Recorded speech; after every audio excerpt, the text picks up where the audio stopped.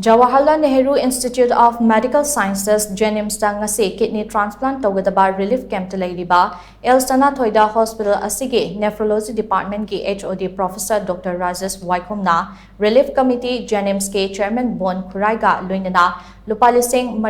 gi shenpham tengbang oina khutshinnakhre tengbang shenpham ase Nephrology Department team Medicine Department PGT Nursing Sister, Dialysis Sister sing amasong technician sing na punna khainaraga pibani hairi. Tengbang aduga mari lengdana Relief Committee JNIMS ke Chairman Bon Khurai na mateng panglakhiba singbu thagat pa phongdokhibaga loinana mamang chehigi me kun mari dege hauzik fawba ningthina yengsinna layeng chatha hanbagi damak thagat pa phongdokhe.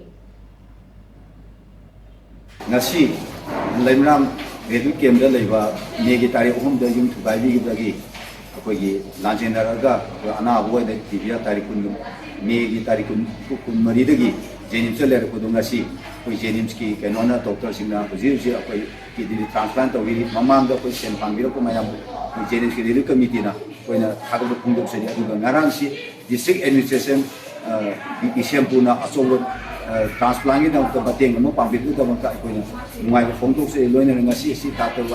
Rajesh वाइखोम न सिंबिरगा team जेनिम्स ना कोई लुपा लिसिंग मौद्रा पांबिगे दमका अखोनी मयाम खबर फोंदोचरी लोइना Bibiya हुजी transplant अखोगी operation theatre तौरी मयाम सिक लाइ खोरम बि हाइदुना जेनिम्स relief committee की माइकैदगी निसिंजरी